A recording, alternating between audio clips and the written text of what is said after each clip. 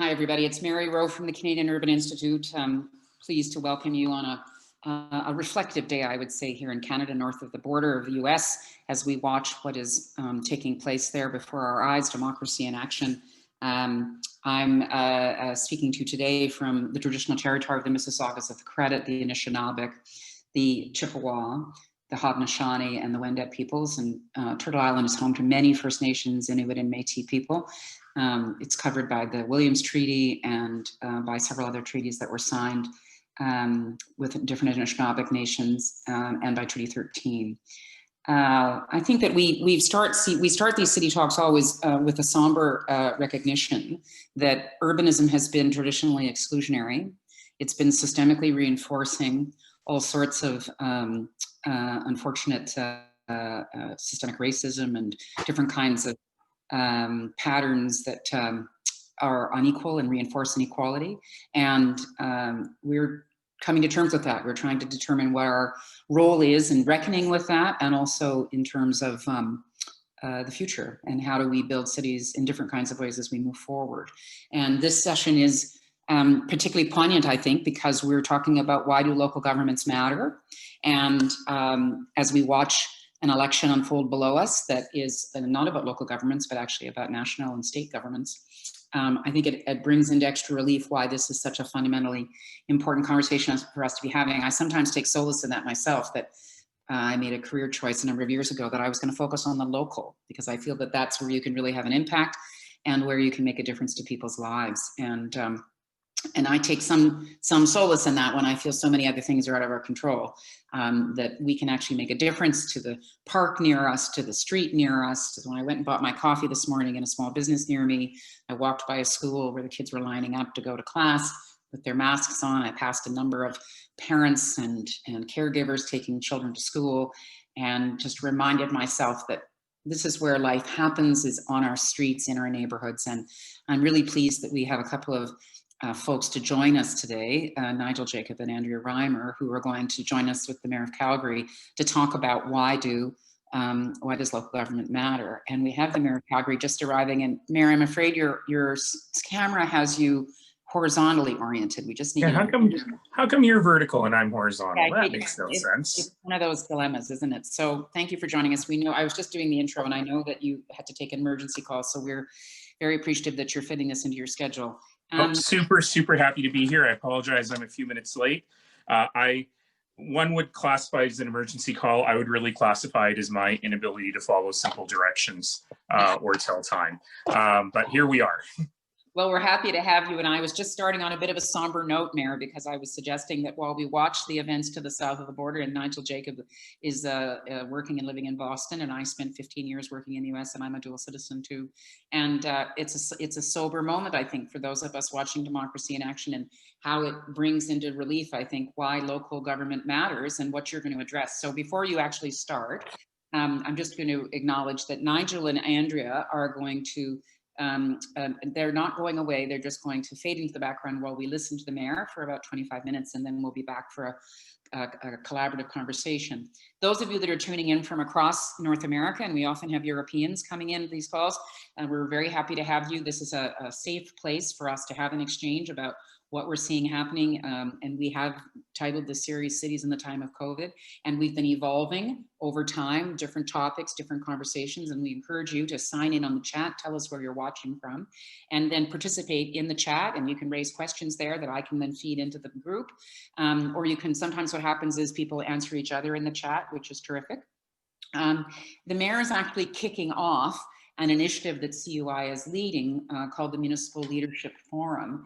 And it's a special focus for people working in local government. And they're with us today. There's about 80 of them coming from Vancouver, Edmonton, Calgary, Ottawa, Toronto, and Montreal. And then they are going to carry on weekly in special sessions to specifically start tackling what are the challenges that municipal government staff are facing. And how do they need to change the way they do their work? What skills do they need to acquire? And as we know, and I'm sure the mayor will reinforce, during COVID, the burden on municipal government has been extraordinary, and the staff have had to perform Herculean tasks. Nigel, I can see him nodding, and Andrea, former city councilor in Vancouver, knows exactly what we're talking about.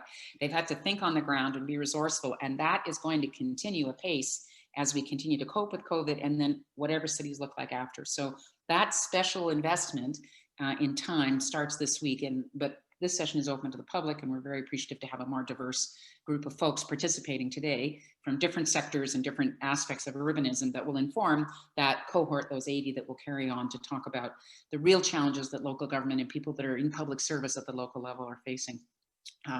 So we're appreciative to have that group on this call. So welcome everybody, and we're looking forward to having you on Friday and then subsequent Fridays together. So to start us off, we asked the mayor if he would join us and give us his perspective, having served as the mayor of Calgary for a number of years, having brought the broad perspective, Calgary being, of course, in many ways prophetic in some of the challenges that its downtown was facing even before COVID. And now here it is, also on top of an economic crisis dealing with. It's also had an environmental crisis during your tenure, Mayor, and now you've got COVID and all the economic and social challenges that you're facing. So we hand the podium over to you at City Talk, and appreciative to hear your insights. And as I suggest, we'll fade away and I'll come back when you're done and we'll have a group conversation. So over to you, Mayor, to talk about why do local governments matter. Thanks. Wonderful. Thank you so much, Mary. Merci tout le monde. C'est vraiment mon plaisir d'être parmi vous ce jour-ci important dans l'histoire de notre communauté. I'm really happy to be here with all of you this morning, and thank you so much, Mary, for inviting me. I know that I am just the warm-up act here for Nigel and Andrea, who are the people you're really here to see, but I thought that perhaps I could put some thoughts around framing the conversation that we're all going to be having moving forward on many important issues. I'm going to try and be a little bit short today so that we have plenty of time for dialogue, and I assume that given what people are thinking about democracy, about what's happening to our neighbor in the South, that people might want to chat about that stuff. So I'm happy to give you my perspective on some of those things as well. I should point out that my setup here, which is not only weirdly vertical, so you're seeing way more Naheed than you normally would, but it also doesn't allow me to see the chat very well. So I can kind of see things pop up on the screen, but if you've got a really critical question, put it in that chat in all caps and I'll stop and I'll read it and we'll go from there. But first of all, let me say thank you to all of you for the work you do. Now more than ever, we are reminded of how important it is for us to have a public sector that works, well for our communities and for our citizens. So as Mary pointed out, I've been mayor for a long time. In fact, I'm celebrating my 10th anniversary as mayor of Calgary. And in that time, we have gone through economic booms, economic downturns, the second largest natural disaster in Canadian history. At the time, it was the largest natural disaster in Canadian history. The third largest natural disaster in Canadian history, a public health pandemic, a mental health pandemic, reckoning on the issues of racism, a climate crisis. So basically, I'm really giving you a wonderful commercial for how great it is to be the mayor and how great it is to be in public service. In reality, though, these are times where we are reminded of the importance of the community, the importance of public service, and the importance of what we are trying to accomplish here together. So obviously, I've got a big bias in favor of local government. And, you know, I want to be careful, though, because often in these conversations, we get a bunch of people who all think the same thing, talking to one another and making ourselves feel good about it. I call it intellectual masturbation. Feels good for a few minutes, but ultimately not very productive. And so I hope that I will lay out some thoughts for you to think about how we can do even better serving our citizens and doing the work that we do. You know, at the City of Calgary, for the last 10 years, we've been undergoing a process that we call transforming government. And what that really means is putting the citizen and the needs of the citizen at the center of every single thing that we do. In every water cooler and elevator at the City of Calgary, you'll see the simple mantra that we try to live by as public servants, and that is making life better every day. So I've got about 15,000 colleagues at the City of Calgary. They drive buses and they clear streets. They are the first on the scene in a disaster. They're the voice on the other end of the phone when you make the most terrifying phone call of your life. They give us a gift that 1 billion people in the world don't have, which is the gift of safe, clean drinking water every single day. They look after our waste and our recycling. They look after our green spaces. They teach our kids how to swim. And the work they do every single day, whether it's on the front lines or if it's in all the services that are needed to make sure that those other services work, is noble work, and it's important work. And for 10 years now, it has been my privilege to join them in that work. And I'm very proud of all of my colleagues, whether they drive a snowplow or a garbage truck, or they work in an office, they are making life better every day. But that is the critical question. And I turn to my colleagues often and I say, you should be asking yourself many, many times a day, a very simple question. How is what I am doing right now making it better for someone to live here? And if what I'm doing right now is not making it better for someone to live here, why am I doing it? And what should I be doing instead?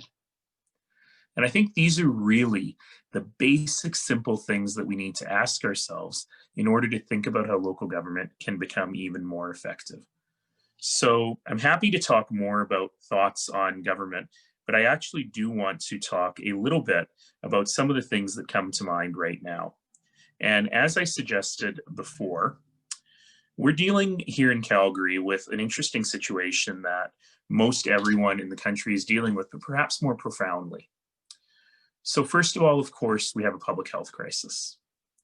And our primary job right now is to keep people healthy, safe, and alive. And that's why we have to do an enormous amount of work to manage this pandemic. And I don't know how many local leaders, especially in a city like Calgary, where the public health department is not part of the city structure, it's part of the provincial structure.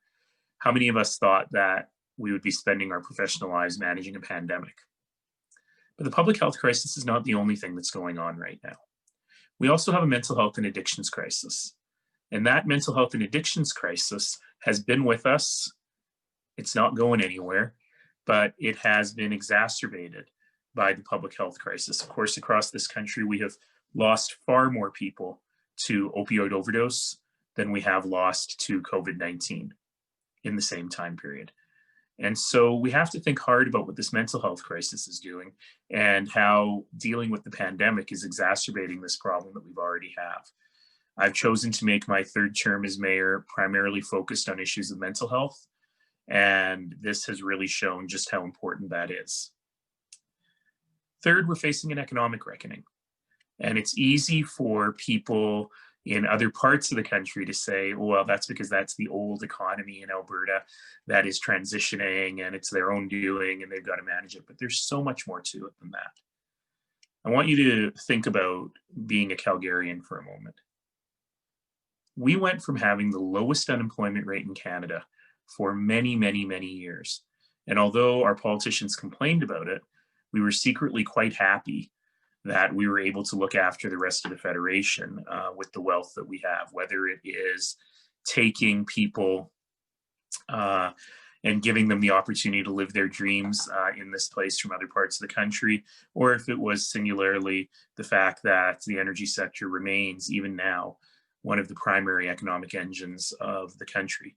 But we went from having the lowest unemployment rate in the country to the highest in 18 months. We went from having essentially 0% downtown vacancy to 1/3 of those buildings in downtown Calgary are empty. We have more vacant office space in Calgary than there is office space in Winnipeg. That happened in 18 months. So you can imagine how jarring that is and how dislocating that is for a lot of people. It really gets to their entire sense of identity. And then we look at COVID, and COVID has laid bare so many of the weaknesses in our economy. Perhaps I'll share just one with you.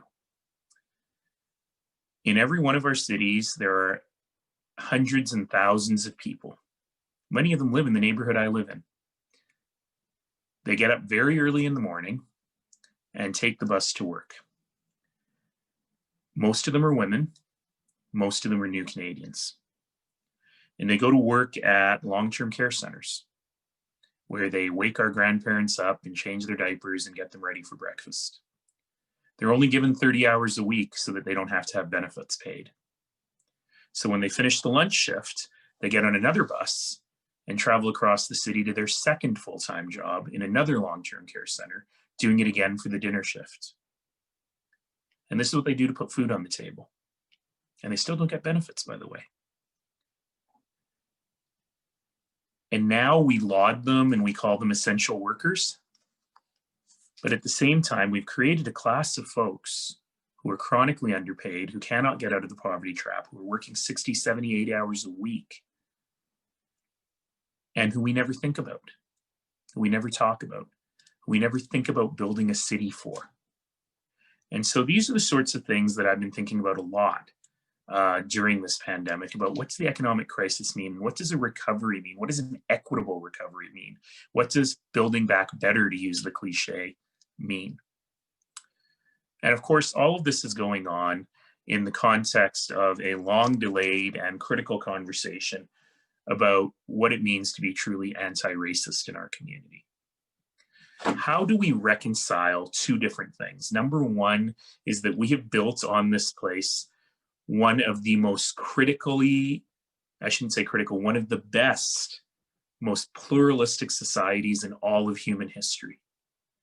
And we have much to celebrate in terms of that inclusion, that pluralism, and that diversity.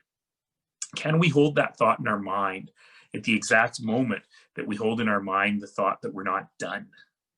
That for too many of our neighbors, particularly Black and Indigenous, as well as people of color, that we haven't done enough, that they don't experience the same society that the rest of us are lucky enough to experience. In short, how do we go from being multicultural and pluralistic to being actively anti-racist? And how do we do that within our government organizations? So this summer, City Council in Calgary had a remarkable 4 days of public hearings where people told us their stories. They told us their stories with the police. They told us their story with employers. They told us their stories with the City of Calgary as an employer. And for me, I was both surprised and not surprised. As a person of color, certainly these are stories I've heard my whole life and stories I've experienced. But at the same time, as a leader, as someone who's been in this job for 10 years, the fact that this is still going on for so many of our neighbors was an eye-opener for me. And at that point, Council unanimously agreed that systemic racism exists in our city, in our institutions, in our police service. They also agreed that not only do we need an anti-racism plan for our community, we need an anti-racism plan for our organization. You know, the City of Calgary hires a very diverse workforce, but in my top 50 managers, there is not one permanent person who is visibly non-white. So we're hiring a diverse workforce, but we're not promoting them. So how do we reconcile that? How do we make sure that we as an employer, as an organization, are also actively anti-racist? So in the context of all of that, I want to throw some nuggets out for things I think that we need to think about further and we need to think about more. The first has to do with the role of the federal and provincial governments. By the way, if you ever want to irritate me, and I know that my former colleague Brian Pincott is in the audience today, and I know he will agree that the swiftest way to irritate me is to use the term levels of government. And in fact, if you say senior levels of government, I might punch you in the throat. We got to get away from this hierarchical thinking. We've got to understand that in this country, there are 3 orders of government. And your pecking order in the taxation roles is not what defines your importance. Indeed, the size of the operating budget doesn't dictate the work. If it did, then cities would have a lot more money. But ultimately, we all have things we have to do, and I don't need to convince any of you at a Urban Institute event that the real work happens at the municipal level. The important work and the meaningful work happens at the municipal level. Sometimes I joke that if the federal government disappeared while we were on this call, it would probably be a week or two before anyone noticed. If your provincial government disappeared, you'd notice pretty quick if you were in the hospital or in school. But if your city government disappeared and there were no roads, no transit, no waste and recycling collection, and no clean water, and no first responders, and no 911, well, you'd notice pretty quick because you'd be dead. And so our great privilege is to actually do this work every single day for people. So given that, we have to also understand, and this is just for Mary to feel good, but it's for all of us to feel good, that we live at a unique point in human history. And that unique point is that for the first time in human history, the majority of humanity lives in cities. We are an urban world, and it will get even more urban. So increasingly, urban issues are human issues. Urban issues are real issues for real people every single day, and that's how we have to continue to fight on this. So that is, and 82% of Canadians, by the way, live in cities. You all know that already.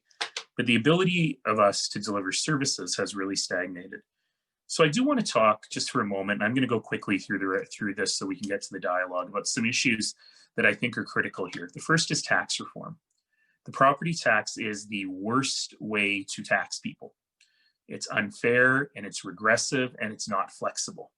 And particularly at a time like this, it doesn't care whether you had a good year or a bad year. It only cares about what a real estate agent might make for selling your property or your landlord's property. And so it is time for us to have fundamental and complicated questions on tax reform, to think about how we can get rid of our reliance on the property tax. I saw someone wrote in caps, it's killing small businesses. Hell yeah, it is. And we need to figure out a better way of doing this. And we need to get beyond the pejorative conversations that say anytime the mayor talks about tax reform, it's he wants new taxes, he's a tax grabber. We need to get over it. And we need to actually be able to say, we can have something better. We can do a better job that is more responsive, that helps entrepreneurs build wealth in their own small businesses and helps communities succeed. And we've got to figure out how to get together, particularly with our provincial governments on that. Ultimately, we have the power to change lives at the city level. And that is really the most critical thing that we need to think about. So I want to talk to you for a moment about why we do what we do. And I want to talk about urban design in that context just for a minute. Oh gosh, I was going to say 15 years ago. That's not right. No, it is right. 15 years ago, I was a volunteer with Brian Pincott, who later became a city councillor, on a project called Imagine Calgary. And Imagine Calgary was about creating a 100-year vision for Calgary. And my job as a volunteer was to go through what 18,000 Calgarians said about their future and try and synthesize that into a one-page vision. It was actually easier than you might think, because there was remarkable unanimity in what people were saying. When we asked them, what kind of a community do you want to live in? Everyone said the same thing.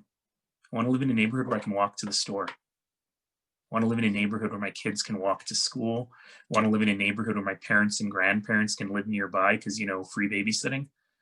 I want to live in a neighborhood where my family doesn't need a car to go everywhere. I want to live in a neighborhood where my kids are exposed to people different than us. And so leads to an interesting question. If we know that's what people want, why aren't we building it? What is the gap here that is preventing us from giving people what they want and what they need? And that simple question was the basis of the urban transformation of Calgary. And in fact, Brian Pincott, I'm sure all you do all day is watch city council meetings, but yesterday we actually adopted our new municipal development plan, which is the second version of the municipal development plan based on those principles. And the city we're building today is completely different than the city we were building 15 years ago. This stuff really matters. I have a bunch in here about emergency response. I think I'll skip it because I really want to get to the dialogue, but maybe I'll end by talking about innovation and the need for us to think differently, and the need for us to think in a fundamentally transformational way about how we build cities, about how we run cities, about how we create wealth in cities. You know, every single one of your cities, I'm sure, every time you develop a strategic plan, spends a ton of time coming up with what are our key priorities, what are our major strategies, and you hire consultants and you do roundtables and you think about it. And by the way, you all come up with exactly the same thing. And I'll tell you how we say it at the City of Calgary. 5 things: a city that moves, a healthy and green city, a city of safe and inspiring neighborhoods, a prosperous city, and a well-run city. Always the same. So I just saved you so much time and money in consultant fees, unless of course you'd like to hire me as a consultant. I need a side hustle because this mayor thing's not nearly busy enough. But when you think about those things, mobility, city building, environment, public health, economic prosperity, transforming government, they're always the same things. The thread that brings them together is how we be innovative, how we think in different and new ways. Governments are not known to be innovative, but ultimately we have the ability to do that. We have the ability to think in transformational ways and make extraordinary change. And that's really what I want to inspire you to do. To use this time when we're responding to a pandemic, when we're run off our feet, when we're exhausted, to also think brightly about the future, about what is possible for us to bring together and what is possible for us to build going forward together as a community. Because ultimately, you perform miracles every day. You move people around the city, you respond to their emergencies, you help them build their lives and achieve their dreams. This stuff matters. And it matters now more than ever. And I know you're exhausted. I'm exhausted. And I never get exhausted. And I know that you and so many people in your families and in your communities are in a sense of grief right now. Not because of election results in another country, but because we feel like we've given up so much and we've lost so much in this year. That's okay. That's human. We're all in the boat together. But I hope as well that this time, this difficult time for all of us, has given you an opportunity to think about what we're doing and what we are building together. 10 years ago, when I was privileged and blessed to start this job, and every single day I'm still humbled by it. Every single day I'm humbled by the fact that I get to put on my pants and go to work and try and make the community better. It's a real gift, and it's a gift I will never, ever take for granted. But 10 years ago, when I started in this role, I talked about the promise of our community, and it feels right to repeat that promise with all of you today. And that promise is that in our community, it doesn't matter what you look like or where you come from. It doesn't matter if your family has been here for millennia or you arrived last week from a refugee camp. It doesn't matter how you worship or whom you love. What matters is that you're here and you belong here and you deserve to be here and you deserve to be in a place of safety, in a place of opportunity, in a place of prosperity for you and your children and their children and their children. Ultimately, every single person lucky enough to share this land deserves right here, right now, to live a great Canadian life. That's the promise. That's what I've been privileged to work on every single day. That's what every one of you is privileged to work on. So thank you to every one of you for keeping that promise. And the promise that I broke is the promise I've been breaking every single time I speak for the last 10 years, which is the promise that I will speak for a short period so that we'll have more time for dialogue. That said, I'll stop now. Thank you all. Thank you, Mr. Mayor. Wonderful. Wonderful, wonderful, wonderful to recommit us all to why we're in this, why we care about our places and the people that live here around us. So I'm going to invite Andrea and Nigel to turn their cameras back on, and we're going to have a collective conversation. And while they're doing that, I just want to acknowledge that the mayor is speaking obviously directly to the 15,000 people that work for the city of Calgary and the thousands of others that are involved in municipal governments as employees across the country. And Nigel, who's in Boston, a municipal employee from the Office of Urban Mechanics. But he's also speaking to all of us in civil society, in other levels of other orders of government, Mr. Mayor, in industry, who are committed to making differences in lives and in places that the place that we live in and work in matters, and it affects our lives. So I appreciate the inspiration you just provided. There are sponsors for this series that have also stepped up and who are recognizing exactly what the mayor was citing, and that I know that Andrea and Nigel will reinforce, that municipal government staff are critical to the delivery of our experience as Canadians. I thought it was so eloquent the way you put that, Mr. Mayor. People's experience of it as a Canadian is largely affected by the services that are actually delivered to them by the local government. So I just want to acknowledge that that's apolitical in Britain, which is an enormous network of public servants working at all orders of government. They're sponsors. So is the Institute of Public Administration in Canada, which is people that work in government across the country. And the Ian Anatowitz Institute of Leadership at the Ivey Business School and the Canadian Municipal Barometer. And they are with us for the duration of this series over the next several weeks. And we're looking forward to continuing to work with them and with others, trying to bring the absolute best knowledge and expertise and learning environments to do all the things that you were just suggesting municipal government employees need to do around innovation and all those things. So I'm going to go to you first, Andrea, if you're happy, former city councillor in Vancouver. And as people know, we don't do long introductions on these things. We put them up in the chat. You can look Andrea up, and if you could just start with a bit of a response to the mayor, then I'm going to ask you, Nigel, to do the same thing, and then we'll just start a collective conversation. And people, by all means, post some stuff in the chat to all of us. Make sure it's panelists and attendees. If you don't use caps, that will help, because it's hard for me to read them if they're all caps. The other thing is, this is an extended city talk. We appreciate the mayor giving us enough time. So we're actually going for 90 minutes, which means we have a good chunk of time. So Andrea, over to you first, and then Nigel.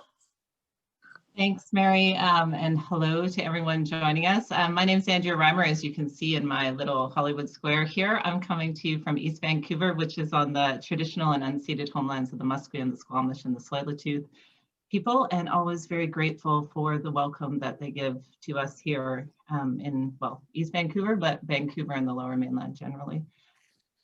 So I'm kind of glad we're not in person. So just for context, Mayor Nenshi and I went to junior high school together. So we go way back. We sure do. One of us succeeded in life and the other one became the mayor. Yeah. And how funny, right? That we both ended up in local government and then out of local government. This week is actually my anniversary of leaving office after 10 years. I chose not to run again in 2018. In part because I wanted to see what else was out there in the world, but really one of the things, probably the single largest contributing factor, was Trump getting elected in 2016. I just felt like, and so the symmetry, right, to be here today with Mayor Nenshi celebrating his 10th anniversary and us all wondering how a country could even be close in re-electing Donald Trump. Watching him get elected, I just sort of felt like democracy, something had to be wrong with democracy if it could produce that result, right? It's like if a machine in your house is doing something and is able to create that kind of catastrophe, then you've got to take it apart and try and figure out what went wrong with the machine.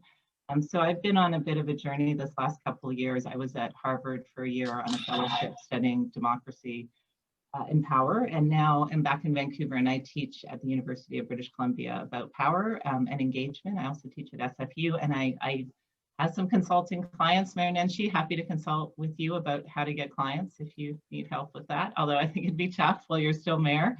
So in response to what you said, I guess I'd be glad that we're not in person, because you might have to punch me in the throat. I think those were the words you used about people who use words like this, but it's not the words that matter, it's the constitutional authority. And the reality is cities are a junior partner as far as our constitutional authorities are concerned. And therefore there are senior levels of government. They may not be senior levels in terms of moral authority or understanding of what's going on for the vast majority of people in this country. who do live in cities and urban environments, but they are in fact the ones with the checkbooks and the ones with the legislative capacity to be able to meet the modern challenges that people are facing in Canada in any place, but particularly cities. I think that has never been more clear in my lifetime than during the pandemic. Like it's not your name or Kennedy Stewart. In fact, it's a bit of a game in Vancouver to see what name people give to the mayor of Vancouver. Most people wouldn't be able to name him off a list of names because he's oh, absolutely. I've heard him called everything from John Kennedy to Stuart Kennedy to Stewart to like, you name it, right? So, and that's because he came to office at a time when he's been totally crowded out by Trudeau and Horgan and Kenney and Moe and all the people that are taking up headlines, which are the people that lead the senior levels of government.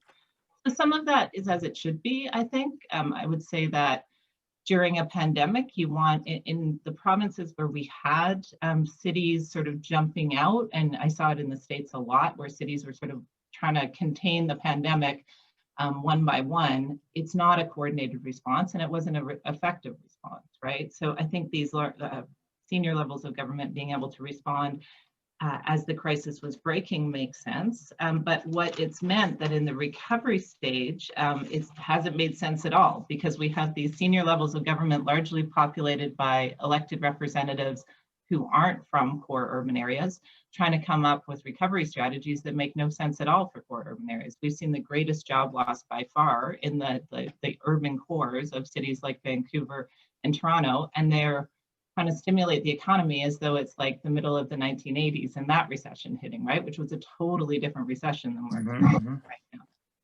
So the things like the housing crisis, which I would argue is an inequality crisis. I know Mayor Nenshi, it's not a huge issue right now in Calgary because the economy. Oh, it's a huge issue.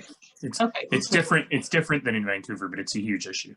Right, and so you probably have the same challenge we do, that until it's a huge issue in Leduc or Innisfail or wherever, the provincial government's not going to pay attention to it. Here in Vancouver, we had the crisis for 10 years before we were able to draw attention from a government whose representatives are elected from Atlan and from Smithers and from all these small communities that didn't, I mean, they now are experiencing housing crisis, but if Vancouver would have had the power to innovate and put in its own taxation and legislative responses to the housing crisis, we wouldn't have seen it spread through the province, and we would have had solutions, even if it did, that had already been innovated. The trauma crisis, I take some exception to the characterization of it as a mental health and addiction crisis.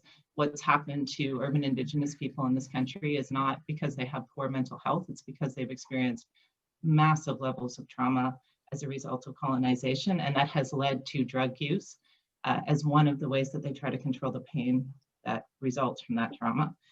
Anyway, it's all to say that at the 21st century, we have 21st century problems, but not 21st century tools for resolving it. And until cities have money, power, and respect, that's not going to change, in my opinion. And I think the pandemic would be this perfect opportunity to give cities like Calgary and Vancouver and Toronto, who have charters that could accommodate the ability for the province to give some more rope to cities to be able to innovate some of these fiscal and legislative solutions, and then look at how we roll those out across the country to all of the cities that are desperately in need of the ability to make rules and to create taxation structures that meet the needs of their residents, which, as Mayor Nenshi pointed out, are not property tax. Oldest tax on the planet, goes back 5,000 years, hasn't met the modern needs of cities for at least 100 of those. Thanks, Andrea. Mayor, if you're okay, I'd like to get Nigel in, and then I'm hoping you're keeping a few notes, and then you can start to reply. But Nigel, let's hear from you, your perspective from the seat that you occupy in Boston. Thanks a lot, Mary, and it's great to see you, Mayor and Andrea. We covered a lot of territory in the past few minutes. It's worth noting, so I am a Canadian living and working in the United States, in Boston. I run the city's civic innovation group called the Mayor's Office of New Urban Mechanics. So my day job is to try to innovate or try to kind of push direction in more creative directions. You know, a lot of what the mayor said resonates with me. Certainly in this moment, COVID-19 has sort of reset the playing field in so many ways, right? So trying to figure out public education in this moment, and trying to figure out how to continue to deliver high quality services are sort of dominating or taking up all the air in the room. But in the midst of that, there was this moment of racial reckoning, right? So, race and racial inequity are somehow like foundational aspects of American culture, and in different places want to acknowledge that in different ways. I live in a city that is often considered to be one of, even though we live right in the middle of a blue state that has always been blue or has been blue for a long time, been very democratic. We are often considered, when people think about the most racist cities in America, we're often near the top.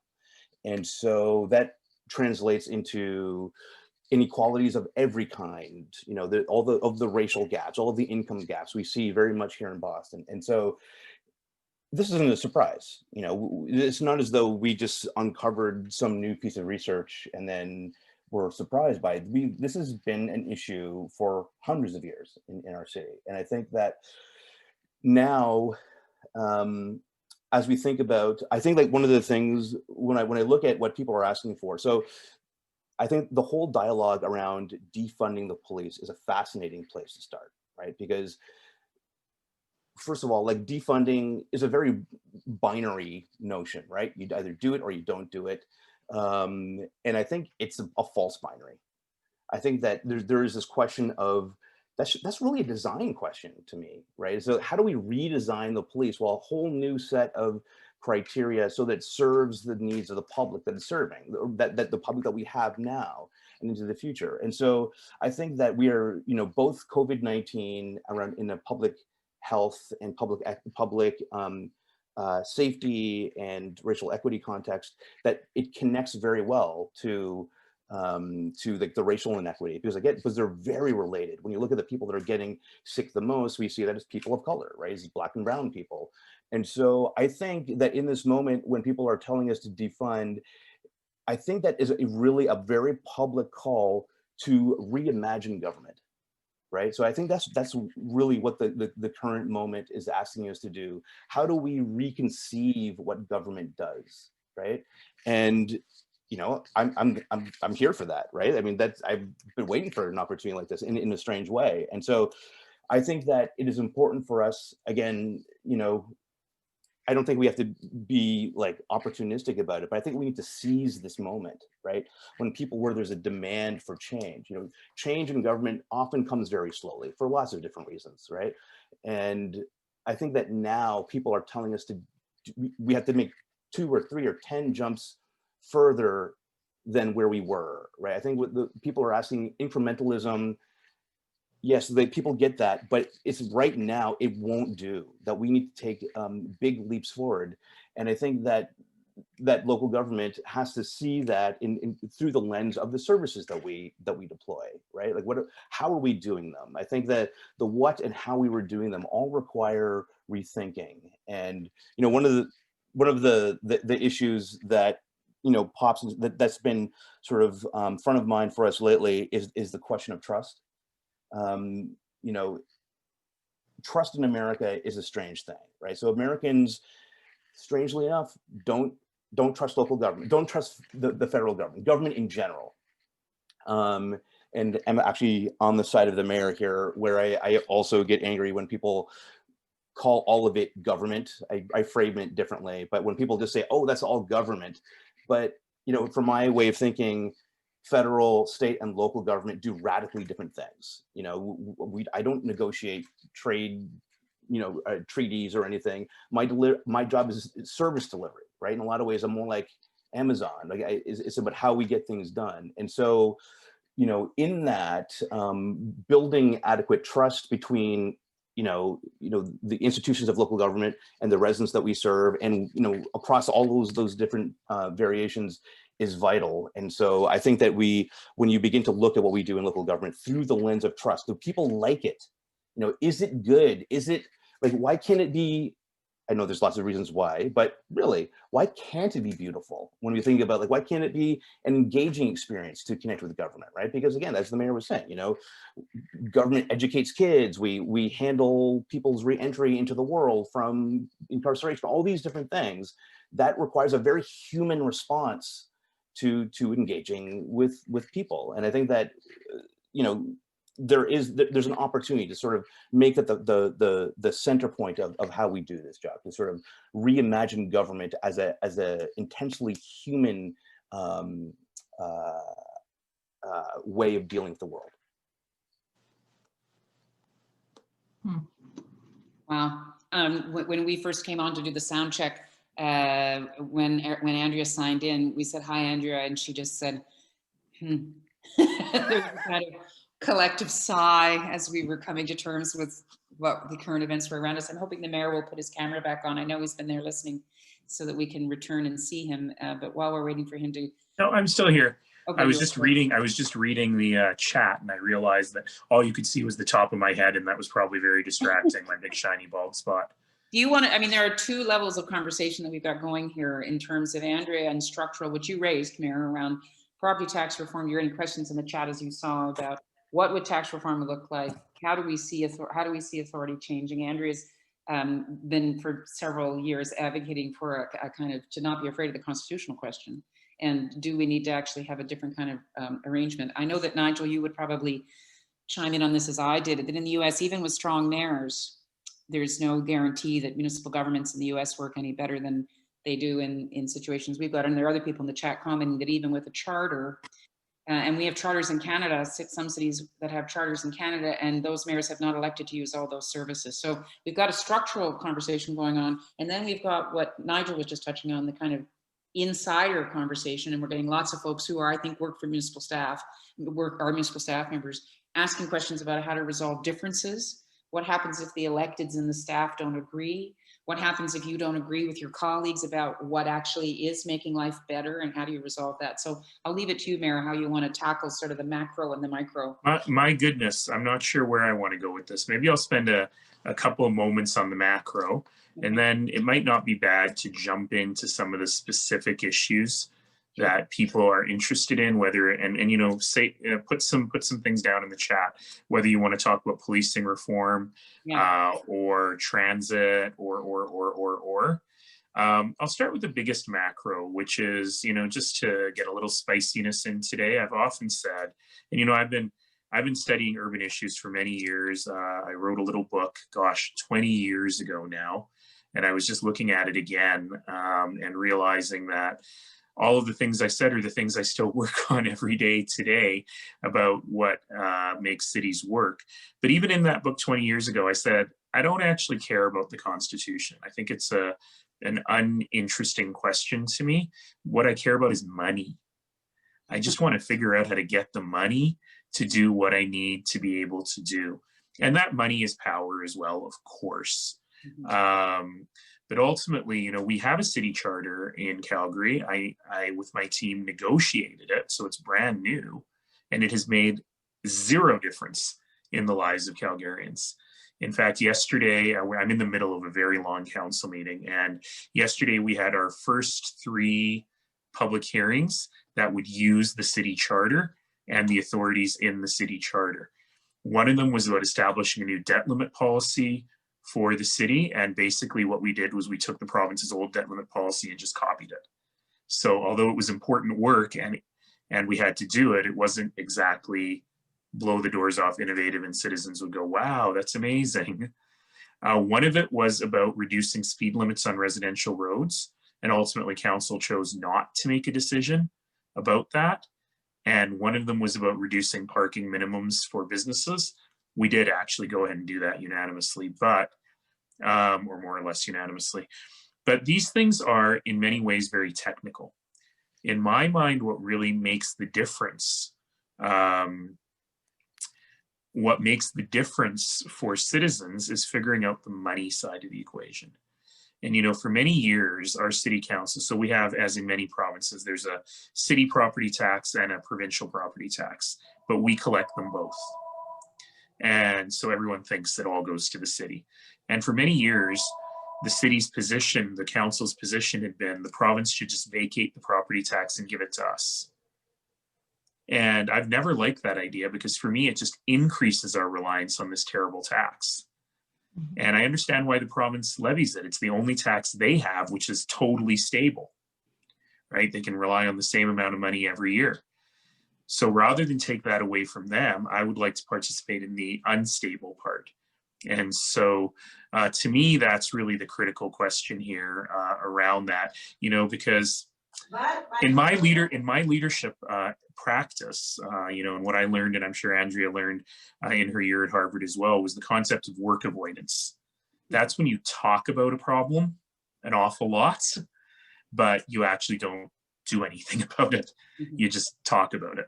And for me, I much rather be in the world of do things, look for forgiveness rather than permission.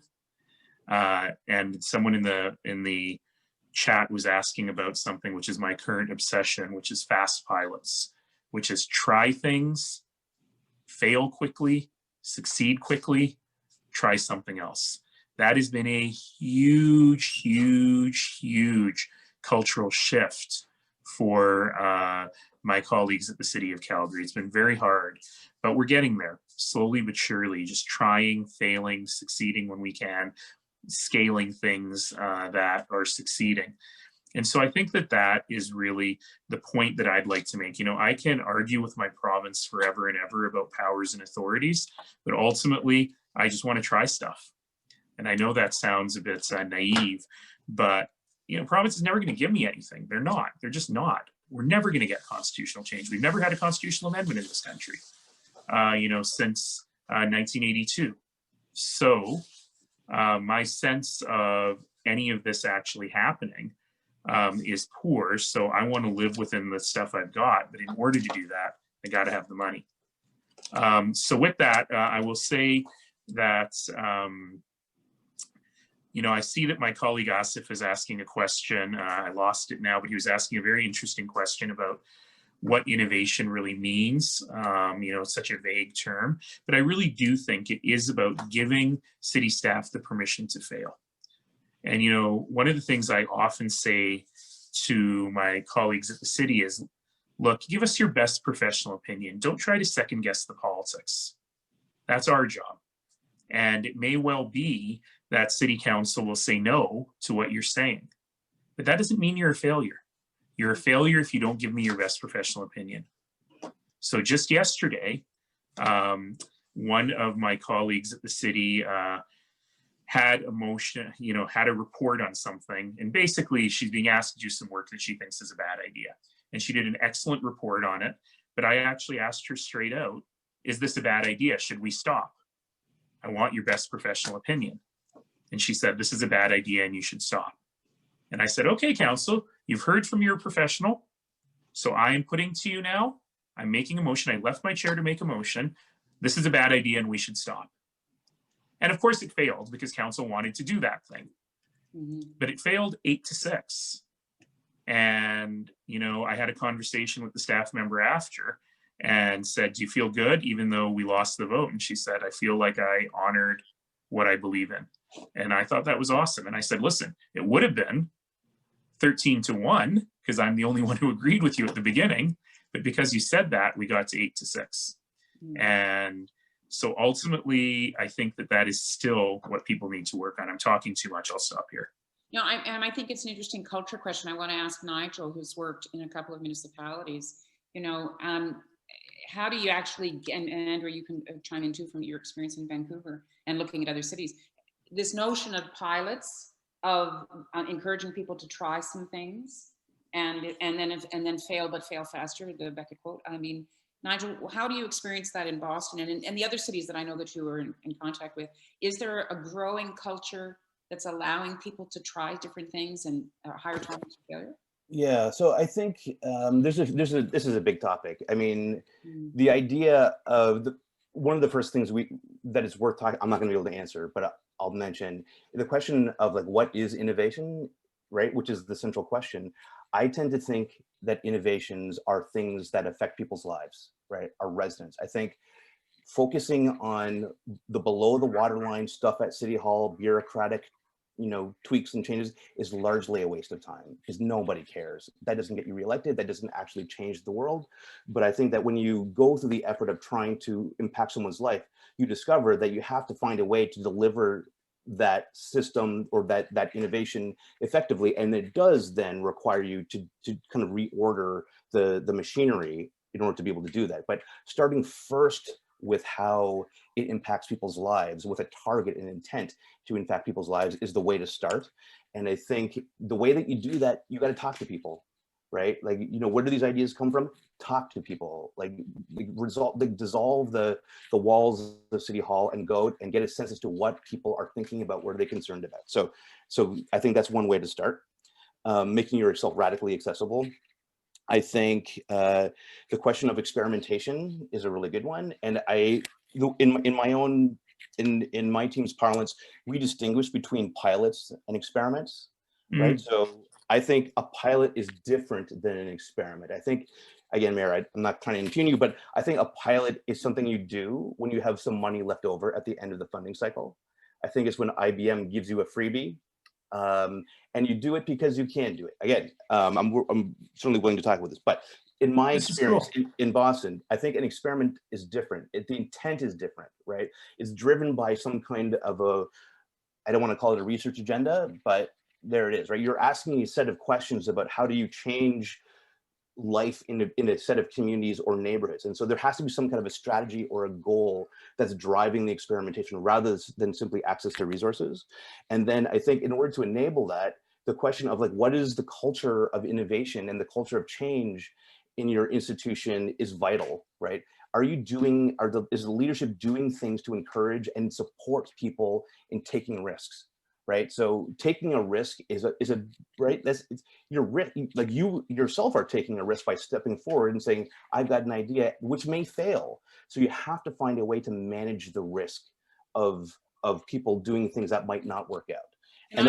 Nigel, can I ask a question and see if Andrea could just comment on that? Because it's what I'm hearing. I mean, we work with the big city managers from 6 of the largest cities, including the mayors across the country. And what we're hearing from them is that their councils are putting enormous pressure on them to try a whole bunch of new things. And they're having trouble just keeping up with what they're doing. They're trying to give the reality check of, well, wait a second, we're already doing ABCD. So Andrea, in your experience as being a council member, how amenable are councils to what Nigel was just describing, where there should be resources available for experiments? And then I'll come back to you, Nigel, to finish your point. Don't forget where you were. Go ahead, Andrea. Well, I mean, I think you have to do the work, right? I mean, I put in easily 100 hours a week when I was on council, and most of that was spent building the support from other councillors, from staff, from the constituencies that they look to for validation, so that they wouldn't agree with me and then go out and talk to someone and get up, like Mayor Nenshi was saying, that's a bad idea, right? Like you got to sell you have got to do a 360 sell on whatever the idea is, and you have to be prepared to hear that it's a bad idea and figure out how to pivot. I think, like, listening to both Nigel and Mayor Nenshi, a couple things came to mind. One is earlier on in the pandemic, in fact, for a good chunk of the period, there was this great shining light where we were experiencing a moment of transformative agile management in governance in this country. And it was beautiful to see. I feel like, personally, I felt like the minute the WE scandal broke, you could feel that era quickly slamming shut again, where governments were like, oh, we shouldn't try anymore because we'll get criticized for trying. But we as residents and citizens in our communities, I think we need to learn, if we want governments to innovate, we also have to be prepared to celebrate their failures, not just their successes, because failure is about learning, right? And that's on all of us and how we're showing up in conversations. I was going to say at the dinner table, but obviously they would be on Zoom in the modern era with most people, or how we're showing up in social media and in online dialogues. The other thing was around this question of piloting. So in my head, there's sort of like 3 actors in government. They're big categories, right? One is the public, very big category, many subcategories. One is the staff, again, a very big category. And then one is a fairly small category, which has more opinions than members, which is the elected officials, right? So on one day they might be for something, another day they're not. If you look at those 3 actors, if one of them wants to do something, it's an idea. right? So if an elected official or even a group want to, but staff and the public are like, what are these people doing? You're not going to get much past the idea stage. If 2 of them want to do something, you've got a pilot, right? And if 3 of them are aligned, then you've got transformative change. Like that's where you're able to do the kind of work we were doing in Vancouver when we did the Greenest City initiative and radically transformed our impact, lowered our impact on the environment. In housing, I mean, we're the city in Canada that actually got a new tax out of our provincial government. We doubled our fiscal capacity by getting an empty homes tax out of them, right? It took us 8 years of consistent lobbying to get that. But it brought in, instead of having to go to them for a check, it brought in fiscal capacity so that you could raise money. I mean, the challenge here is that the goal of that tax is to raise no money because the idea is you have no empty homes, but it shows that it's possible. It just shows that it's also a long game. And that's the game we've got to be in it for if we want to radically update a system that is incredibly out of date. It's a long game for sure. Nigel, do you want to go back and pick up where you were, and then I'll go back to the mayor? You're muted, Nigel. Sorry about that. I think the point I was making, actually, Andrea brought up a couple of points that sort of very aligned. I know this idea of like doing the work is vital. And so like in my prior comments, I was talking about like talking to people that I would, which is a very sort of shorthand way of saying this, but I agree that doing the work is vital. And we have to be doing things that are seen, that people want us to try, you know, and so people understand why we're doing these things. And I think that, so in local government, we have to find a way to make space for experimentation, right? So the way that we think about it is, you know, we create a specific team, which is my team, whose job it is to try things, right? And so we do that in collaboration with community groups and public agencies and so on, where we are facilitating, translating, you know, across boundaries, and we're sort of helping to set the context as to why we need to try these things. And so, I think that you're not asking, you know, the core operations team to try out new things. Like the idea is that if you're doing experiments which could result in a catastrophe, like the garbage won't get picked up on Monday, wrong scale, right? I think that you do need to you have to create a safe place for people to try things, right? And it doesn't mean that you need to pour a lot of money in it, frankly. You know, in our example, we're able to sort of tap a variety of different resources in our community to try out new ideas. But the idea is that, you know, if we're doing something, it's not as though schools won't open on Monday, right? So that I'm not a school official, I'm not a public works official, what have you. So the idea is you have to create a context for that. And the last piece I'll say there, this question of like learning is vital, right? And I think it's an underexplored idea in local government. I think gathering data, important, right? Trying new things, important. Again, this is in the country in which I work in right now. In American cities, there really isn't a strong culture of learning in local government, right? So you do an experiment, you do a pilot. What do you do with the results, right? Are the actual results that are answering some kind of a research question? And then if so, how do you incorporate that learning into the culture so that it actually informs a policy or a way of doing things and so on? And so I've seen a lot of cities focus on data around the world, but there still is no real culture of learning in most of these places when they're actually able to do something with all that data they're capturing. We have one of the members of the COI board is a senior executive in the Transit Authority here in Toronto, but she's worked, actually, you probably know Andrea, Kathleen Llewellyn-Thomas. She worked in Vancouver. She's worked in Halifax. She's one of those rare public servants that's worked in many different cities. And her comment was that during amalgamation, it was all well and good to get the forms all resolved, but until you could actually get to the person who was pouring the concrete, to actually understand what their challenge was and what they needed to actually equip them, that there was no point in talking about these other large macro changes. So Mayor Nenshi, I'm wondering what you would say about this in terms of what you're hearing from your colleagues here around the notion of pilot versus experiment. And also I'm interested if we could merge these concepts. Do you think you could find amenable colleagues at the provincial and federal level who'd be willing to do an experiment with local government? There's so much to respond to there. There's so much to unpack. I should start by saying thank you, Alan. I stand corrected. I did forget about all those little provincial constitutional amendments, but I don't think there's been any that actually impact the whole country.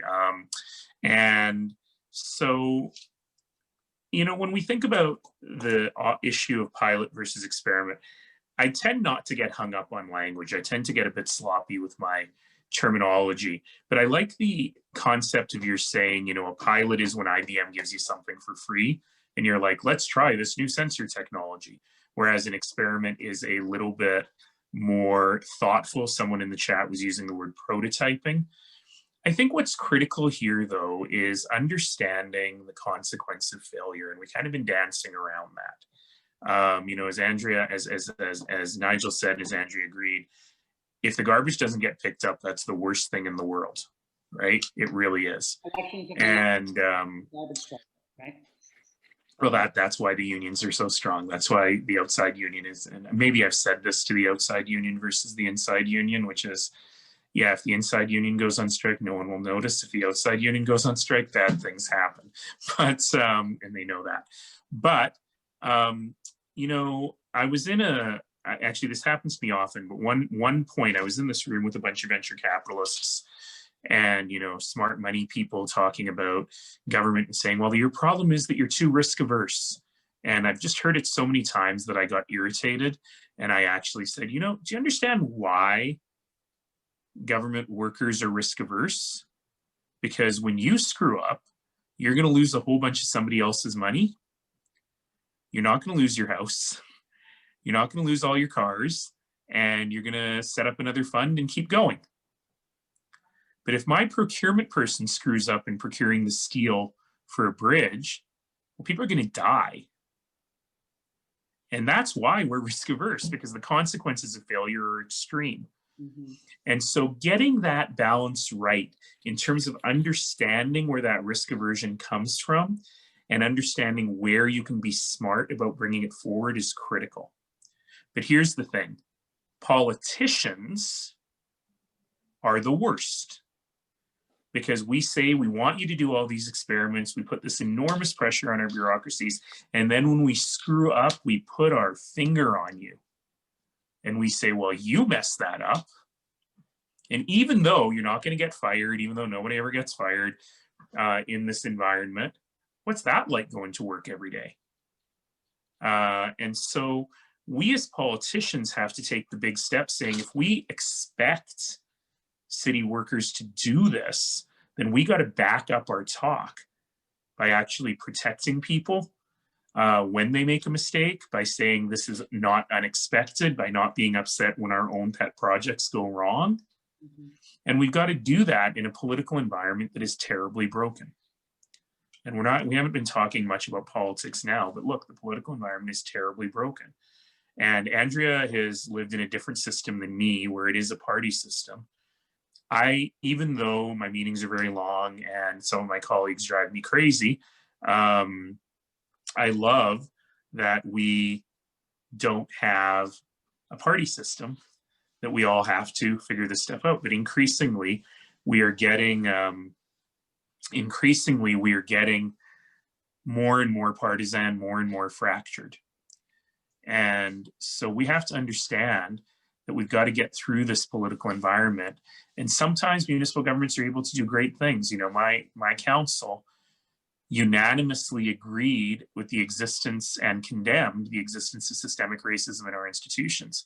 And it wasn't until a month later that Councillor Pincott's successor, who voted for that, was fighting with the police chief when the police chief said, we have systemic racism in the police service. I'm like, you just voted for it, and now you're fighting with the chief. You can't love the police more than the police love themselves, my friend. But this is one of the real issues that we've got to be able to sort ourselves out. I just want to highlight, sorry, the reason I'm starting and stopping is because I'm trying to keep an eye on the chat on a different screen, which is foolish of me. But I think Allison is making the point that we can't treat every decision like it's a faulty steel on a bridge. And I think that's exactly the point I'm trying to make, is we got to figure out where the risk makes sense and be really clear about that. And there's a great idea here from Gloria that says to help community buy-in, help the community initiate the innovations. So in Calgary, we've got a little thing called the Council Innovation Fund. It's not much, but it gives council members, city workers, and community the opportunity to apply to this fund to try innovative, I was going to say pilot projects, now I'm going to call them experiments, to try innovative experiments. You know, here's $100,000 to try traffic calming in your neighborhood, for example. And those sorts of things really help us build that buy-in. But honestly, I don't think the issue is community buy-in. I think the issue is politicians walking the walk, as well as managers, especially mid-level managers in our organizations, valuing the work. Andrea, do you want to jump in? Yeah, well, I gave that 3-actor example and sort of missed the punchline, which is that if you accept that premise, right, that there's these 3 buckets and that one on board is an idea, 2 on board is a pilot experiment, whatever word you want to use, and 3 is the transformative change moment. To me, then, the most important thing is, let's say it's staff and council have agreed that, I don't know, regulating Airbnb makes a ton of, is the only possible way forward to deal with an aspect of the housing crisis, but the public's like, nah, we're not sure about this. Well, yeah, my favorite is liquor policy, where every survey ever done by the city resulted in the public saying, I want way more ability for me to drink in public and way less ability for my fellow neighbors to drink in public. For people I don't like. Yeah, things like that, right? So in those cases, if you have 2 of the actors on board, the job is to design an experiment that is specifically targeted to get the 3rd actor on board, right? So it means it's context specific and you really have to analyze it. So I can't just cut and paste something off Twitter from Nigel's office and be like, this is going to land, because maybe theirs was designed to get council on board, right? Whereas mine's designed to get the public on board or the staff on board or whatever it is. So you really have to put some analysis into it. Not that people don't. Sorry, I'm hedging on the word because I'm like, it's like threading a needle, right? Within this very narrow set of legislative and fiscal authorities cities have, with these massive challenges that Mayor Nenshi did a great job of enumerating at the outset, you have some thin room to move, but we have brilliant staff. That's the good news, who really understand cities and what these challenges are. And then the other point, which I would make, is this issue about, I do fight this malignment of parties. Like, I appreciate at the provincial and federal level and parliamentary democracies, there might be a different, or republics, or whatever system. Cities with parties, like, it is a team sport. You need 50% plus 1 to vote with you. You cannot go score a goal alone, no matter how big your title is or how many talks you do. Like, you're there and you got to get the other people on board. Personally, I prefer both transparency about who those other people are and accountability based on, here's our platform, here's what we're running to get done. And if you think you have a lot of meetings and long ones when you don't have a party, you cannot imagine how many you have to have when you have a publicly accessible document about what you've collectively committed to deliver in a constantly shifting environment with low resources, right? That requires a tremendous amount of negotiation to be able to deliver it in the way that you imagined you would be able to, but didn't anticipate the pandemic, the housing crisis, the trauma, the falling oil prices, whatever it is, right, that creates the stress on your system. So I would argue that parties are actually a much more publicly accountable mechanism in a democracy for creating a social contract, a governance contract with the public. I wonder if we could just for a minute, folks, talk about something very specific that regular folks in cities experience, which is around housing. And you had said earlier, Andrea, that people don't know the name of the mayor in Vancouver. And my retort to that would be that people have, and I think you've said it before, Mayor Nenshi, people have no idea which level of government actually is responsible for which function. And they go about their lives and they don't really know who does all that, right? So it's government. So in terms of housing, the dilemma that I think we're hearing repeatedly through COVID is that there's a huge problem with housing. There's a shortage of affordable housing. The system is broken, and it's almost impossible to get anybody to take full responsibility because each order of government blames the other.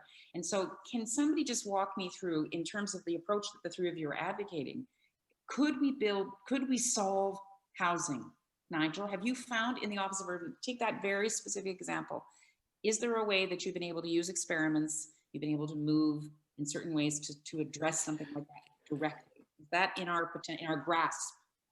So yes and no. I mean, so one of the things that there's a lot of issues, like Boston's also has a housing crisis. One of the things that we're trying to do are find ways to make more provide or encourage more creativity on the building side of housing, right? So trying to provide, looking at the zoning code, trying to make it more susceptible to change. And oftentimes, in order to do that, there has to be a public vote and so on. And so oftentimes, you know, it's a question of, you know, people don't believe that small houses can work in their neighborhood, right? Because they think there'll just be tenements and it'll be squalid and people will be taking drugs and these things. And so what we have been able to do is to find ways to do some prototyping where we actually build a tiny house and drive it around to inform the conversation, and then have people come into the tiny house and then literally kick the walls or get a census to. And in that case, you're working with Andrea's strategy. You're taking the third member of the team, the bucket Right. that isn't there yet, and you're finding a strategy to get them on side. Right.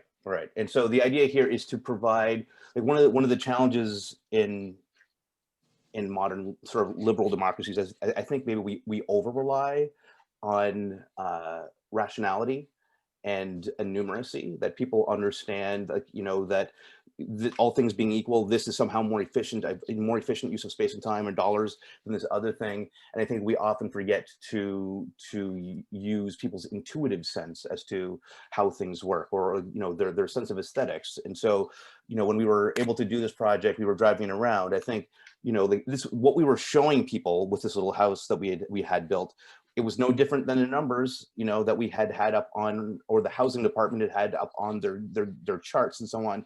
But that was right. It was, you know, was done under the assumption that by showing people lists of numbers, that somehow they could intuit what that would mean. And so when we were able to show people, they could get a sense, oh, now I see why this is important. And then we could have a very specific discussion about how people wanted to vote around changes to the zoning code. You know, one of the things to this issue that people often, they see government as very monolithic. I think there is one of the things, we have a small group called the Housing Innovation Lab. And one of the things that they're exploring is to, you know, I think we're also like very aware that whenever we go to a meeting, because we're just government, people ask us whatever, right? We're there to talk about housing, but they ask us about transportation and so on. And I think that we have to, like, increasingly with our colleagues, it's a small thing, but we have to not be afraid of that, and not say that's not relevant. It is relevant, because they're talking about the livability of their neighborhood. And so in this way, like, livability and the legibility of government is vital. This is your radically accessible idea, that you be radically accessible. Exactly. And so what we're trying to do is, so we're providing some grant level funding as bridging capital for people in the moment now, people that are housing crisis. And so, like, there's a set of programs offered by the state, a set of programs offered by the city, different funding models, but we're increasingly trying to move to a place where we say, we're not going to fuss about, we're not going to say, that's the state, you need to call a state person, or that's the city who does that, but we're just going to try to own it all and say, if you start with us, we're going to answer that question. And we will actually pull in, if we need to pull in a representative from the state housing division, we'll try to do that, you know, so we're not passing people off. It's a small thing, but I think making people, making government in the big G sense more legible and accessible to people that need to get things done, I think is one of the things that we're trying. Mayor, do you want to jump in on that? You know, I love the word legibility. It's one that I use sometimes to talk about what we're doing. I also use it a lot to talk about public art, by the way. I think public art should be legible as art. It doesn't have to be something I love, but people should see that it's art. But I do want to go back to the very specific question of housing, because I think that is the best and the worst example. Because housing is an area where all three orders of government have a finger in it, and nobody really knows whose responsibility it is. But we're in the midst of something very interesting right now, an experiment. I'm going to use that word more at the moment. Because of what has happened with COVID in the unique economic circumstances here in Calgary, which are also similar in Edmonton, But it's a situation where we have particularly high vacancy rates, where our rents are not that bad, and where a number of hotels, and this is true everywhere, are in a lot of distress.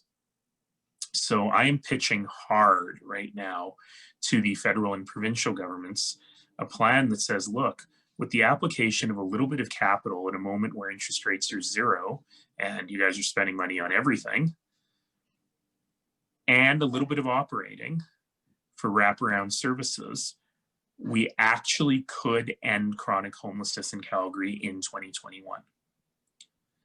And it's interesting because Calgary's very excited about it, but we don't have the money.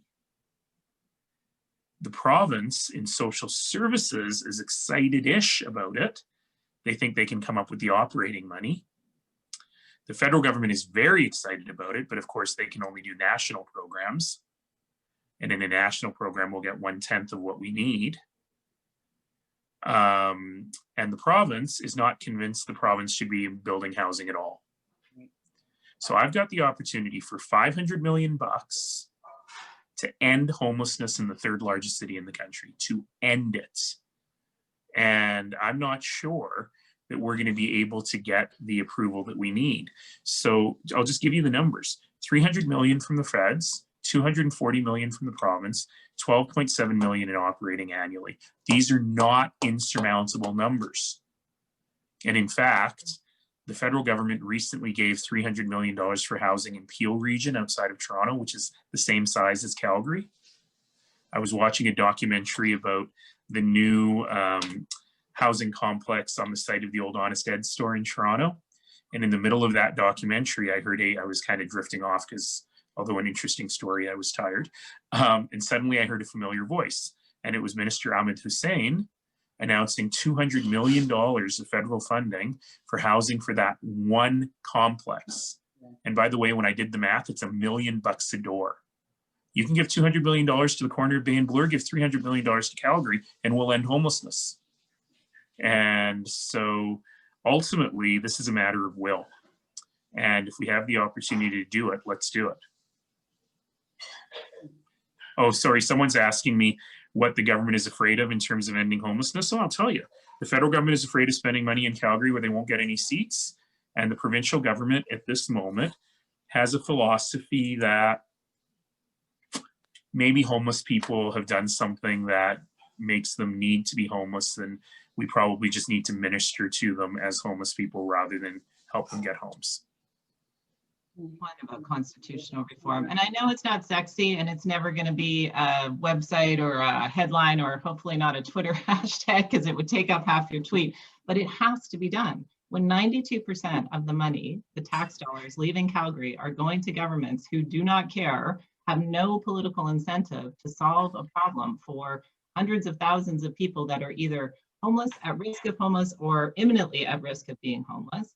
This is a structural problem that needs a structural solution. That's not to say we don't experiment, pilot, triage, whatever we need to do to try and shore up as many people's lives as we can in the interim. But the long-term, well, even the medium-term fixes here require that level of reform. In Vancouver, I love this word legibility. It's such a perfect word because it is. When you look at people's faces when they're like, but why can't you do a carbon tax or do this? And you're like, I know this sounds illegible to you. You have no idea like how much I want to be able to do that, but cannot do that. We took a bit of an opposite approach in Vancouver to the sort of standard. I used to think it was a Canadian game. When I was doing international work on environment, I learned that it's actually an international game where it's like, well, that level of government, that level, that, you know, we'd love to, but etc. We decided in Vancouver that we would take 110% of the responsibility. Like we would push it. We had Stephen Harper as a prime minister. We knew he wasn't coming over the hills with a check to help us, you know, solve homelessness or fight climate change. We had a provincial government that was tepid at best on the issues that we were fighting for. So we tried every possible thing we could. We took SROs, we made it from $5,000 per room to $180,000 per room if you wanted to get rid of an SRO room. We built thousands of new social and rental housings. We had the first rental housing program in the country at the city level without the jurisdictional authority to do it. We built the first co-op in over a decade. We put hundreds of millions of dollars into housing at the city level. We were the first city to regulate Airbnb. We had a renters advisory committee. We did literally everything that we could do within our power. And the one big takeaway I have from all of it is that you cannot fix capitalism with more capitalism. Like, that was the only tool we had available to us, was the market. And you can't do it. You cannot solve the problem of some people holding housing as investment and retirement funds and other people needing housing as a fundamental human right. So you need government to be an arbiter between that. And if the government, as Mayor Nenshi said, has zero incentive to be the arbiter in your city, your residents shouldn't have to die because of that. They shouldn't have to suffer. They shouldn't have to wonder. A guy in New Zealand explained it to me as, if you think about capitalism as the concept of winners and looters, think of the monopoly board, right? If you have capital, this is true. You are a winner or loser on that board. If you don't have capital, you're not even on the bloody board. You're just hoping to God that some government somewhere will let you cling onto the edge of that board long enough that maybe you'll get the capital to actually be on the board. And that is the challenge facing cities in Canada right now. We need to provide land and security of tenure and safe, affordable housing for our residents. In cities like Vancouver, where it's 58% that are renting, that's a lot of residents that need that power, and there's no political incentive. So we have to put power, money, and respect for cities on the table, whether that's through provincial charter reform or constitutional reform, and probably both. It needs to be a discussion that we have if we're going to swing out of the pandemic with anything close to the level of security and prosperity that existed before, let alone what we need for all our residents to prosper. I'm going to ask Nigel just to say a couple of words, and then I'm going to finish with you there, Nenshi. So, because we're around in the corner here to let people go and have their lunch or their tea or whatever they're waiting to have. Nigel, a couple of words from you, please.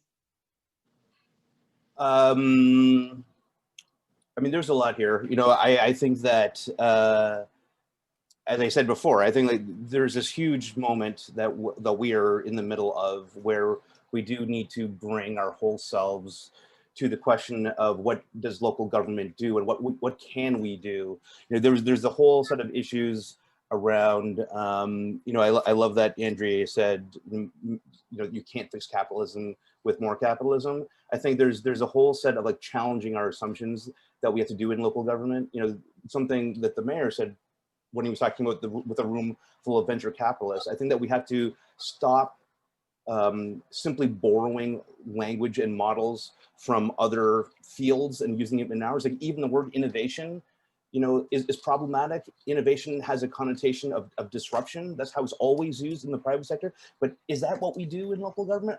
Like, am I here to disrupt the school system?